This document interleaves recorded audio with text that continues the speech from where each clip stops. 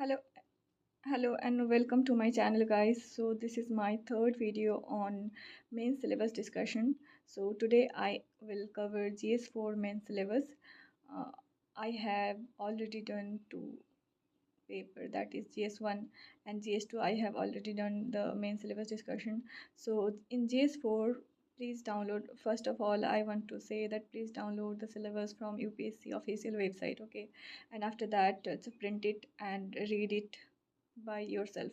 So here you can just I'm just explaining few terms, but the major things you like we have to study from depth, so it will require much more time and much more like understanding. So if you see the syllabus of UPSC paper 4, here here UPSC first point says this paper will include questions to test the candidate's attitude and approach to issues relating to integrity, probity in public life, and his solving approach to various issues and conflicts faced by him in dealing with society. So, okay, and there is another point, that is questions may utilize the case study approach to determine these aspects. So, this paper actually include test the candidate's attitude, how a candidate will handle a particular situation. If there is a riot going on, so how a civil servant going to tackle that. So, this paper is about all about ethics and integrity and aptitude, how to reduce or not, how to eliminate corruption, not reduce, we have to eliminate corruption. So in this paper, the first topic is ethics and human interface. So in ethics and human interface, there is a two chapters, that is chapter 1 on actually about essence, determinants, consequence of ethics in human actions, dimension of ethics, and ethics in private and public relationships. And chapter 2 consists of human values. Okay, so what are the what does mean what does essence mean? So essence is actually, first of all, let me tell you what is ethics. So ethics is all about what is right or what is wrong in a society, what human action a society considers right. For example, telling lie. So almost every society considers lying is bad, right? So lying is not ethical. So what are the essences, ethics is, ethics means that. So what are the essence of ethics? Essence means core of ethics. What is ethics? So uh, we have to understand the crux of ethics. So essence means what are the core of ethics, okay? And then comes the determinants part. So what determines what is ethical? So it depends, what are the criteria to determine a thing as ethical. First of all, so to determine that, there is various determinants. For example, a person may consider a thing as ethical or a human action as ethical, but another person may not, okay? And the thing is that the next determinant is place. For example, if we say that abortion, let's say abortion, so abortion in Catholic countries, like for example Ireland, so it is highly unethical. But if you consider it in India, India is in India abortion is ethical, okay? But and another determinant we can consider is time. So, for example, sati pratha. So, sati pratha, it was ethical earlier, right? But the society of that time considered sati pratha as ethical, but later it became unethical. Right now, it is unethical.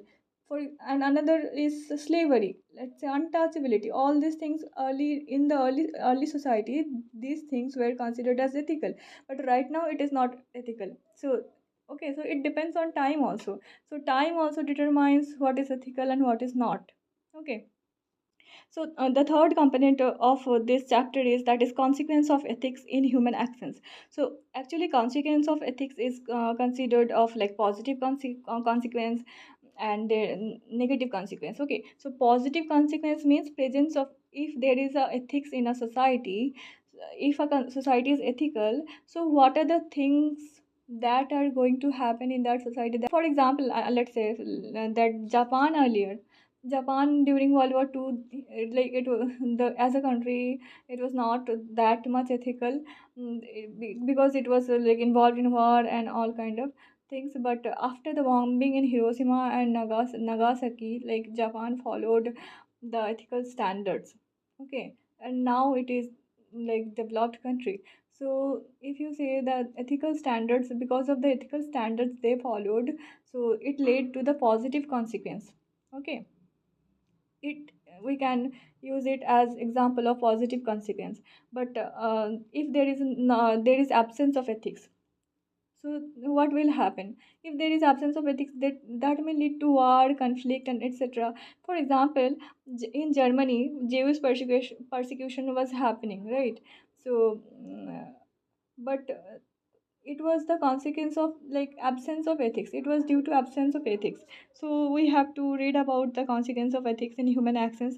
Then we have to read about the dimensions. Dimensions here actually means the branches of ethics. For example, there is a meta ethics, then descriptive ethics, then normative ethics, then applied ethics, etc. So we have to, and then environmental ethics, biomedical ethics, and all that. So what are the branches of ethics?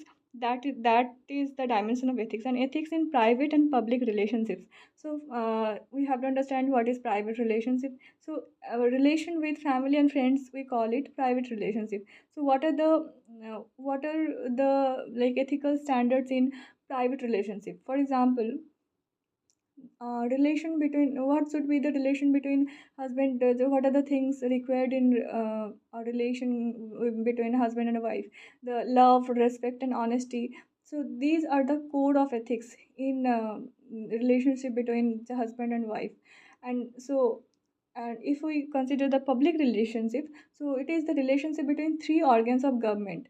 For example, relation the executive, legislature, judiciary. So what are the things required for uh, good public relationship? That is transparency, accountability, that is public welfare. These are the things are like that are important in public relationships. Okay, so what is ethical in private like relationship? What is the ethics in private relationship, and what is the ethics in public relationship? We have to read about that. Okay, and the next comes the chapter 2, that is human values. So what do like we mean by human values?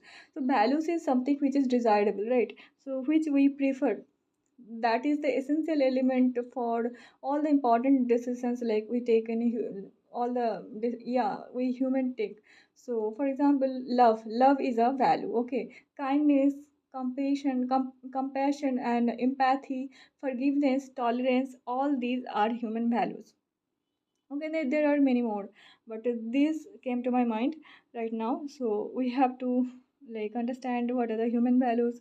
So and then comes lessons from the lives and teachings of great leaders, great like reformers and administrators. So what are the things we can learn from great leaders? So for example, great leaders, we can say Mahatma Gandhi ji, then Abraham Lincoln, then Martin Luther King Jr., then Nelson Mandela, Mother Teresa, etc., etc. So there is a lot of great leaders, right?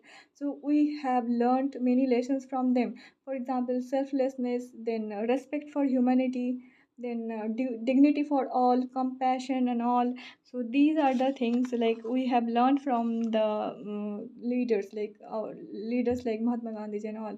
So these are the things, and we have to also look at the great reformers. Lessons we have learned from the lives and teachings of great reformers. For example, Raja Ram Mohan Roy is there, Ishwar Chandra Vidyasagar is there, Swami Vivekananda, it's there. Like they all helped in the reforming of our society, right?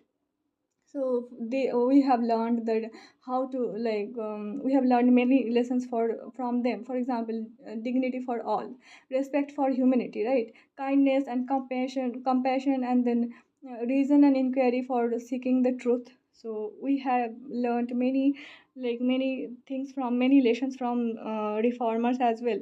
And what are the lessons we learn from administrators? For example, M.A. Swaminathan, then let's say CD Desmukh and VP Menon, etc. So we if you see their action, so you will see that you can learn many lessons, like for example, you can learn integrity, you can learn discipline and equality, non discrimination. So we can learn many lessons from their lives. Okay.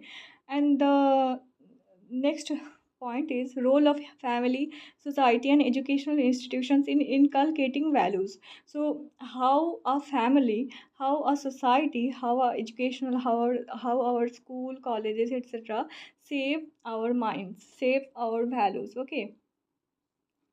For example, if our like father or mother when we were child, so they tell us ki charity is good, and they do some kind of charity in front of us, so we will also like develop that kind of values, that is kindness. So we will develop that as values from childhood, right? So these are the things in the part of human values. And then comes the attitude part. So what does attitude mean? So attitude actually is, um, it is a psychological aspect actually. So it is learned capacity. So how you will do a certain kind of thing. And or we can say that what is your approach towards the thing. So it is a psychological part. But if we say like aptitude, so aptitude is kind of like intelligence and IQ part. And attitude, I think it is a part of emotional kind of like what are the approach you for doing certain kind of thing. So yeah, so we have to understand the content, structure, function, its influence and relation with thoughts and behavior, moral and political attitude, social influence and persuasion, how like it can help in our administration. Okay. And then comes the aptitude is actually what you will do, like innate intelligence or physical capacity in a particular area.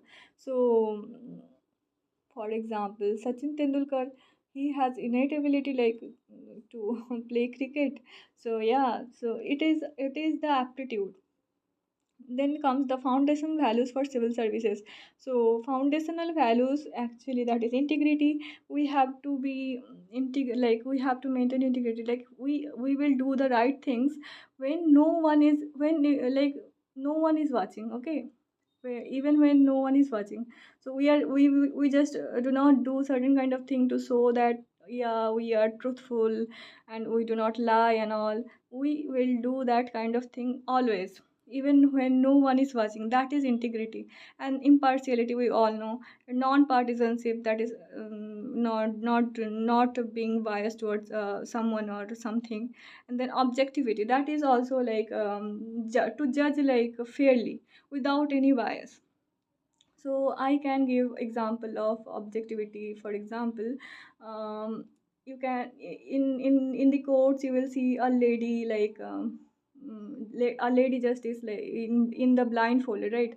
It is like blindfolded, so it shows objectivity. So it is like it is against bias. It will not do prejudices, and it will not show any partisan behavior. So that is the thing in objectivity. Okay.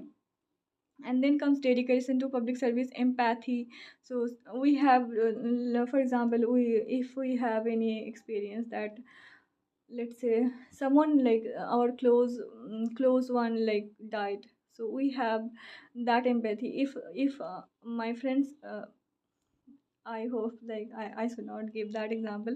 Let's say empathy is like from you have experience of something, and if that thing happens to someone else, and you will be empathetic towards them, because the bad experience or it already happened with you. So this is the empathy. And then comes tolerance, and then comes compassion towards weaker sections and all.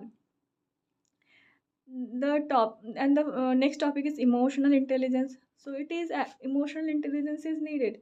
So what do we mean by emotional intelligence? For example, there is a riot going on.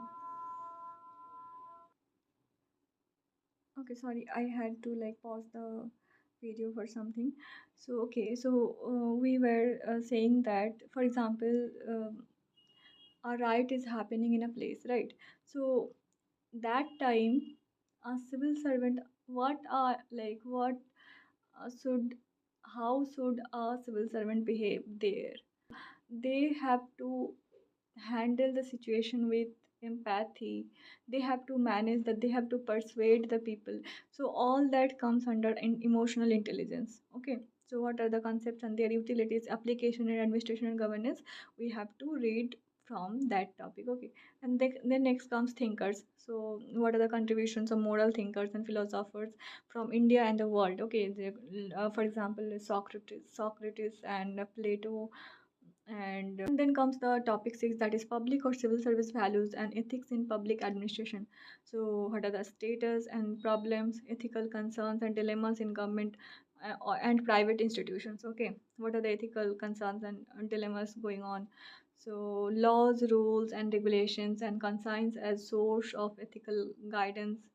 So yeah, and accountability and ethical governance, strengthening of ethical and moral values in governance, ethical issues in international relation and funding, corporate governance. Okay, so I think these, here I don't think that I have to explain these terms. These are simple and we can understand easily. And then comes topic 7, that is probity in governance. So what does probity means?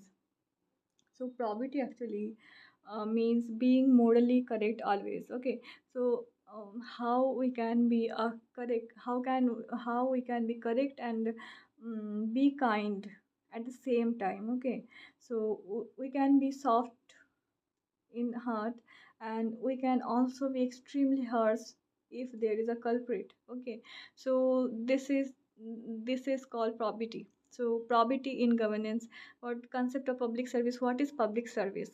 And philosophical basis of governance and probity, information sharing and transparency in government, right to like RTI, right to information, codes of ethics, codes of conduct, citizens charters, work culture, all of that comes under probity in governance. Okay, and then topic 7, that is probity in governance. Okay, the topic actually continues. So quality of service delivery, utilization of public funds, challenges of corruption, all that comes under that. And in the topic 8 last, that is case studies on the above issues, like all the in all the 7 topics there might be case studies, there will be case studies. Okay, so we have to read about that. So this is the analysis of GS4 syllabus, and please let me know what are the things I have to like add and improve. Thank you.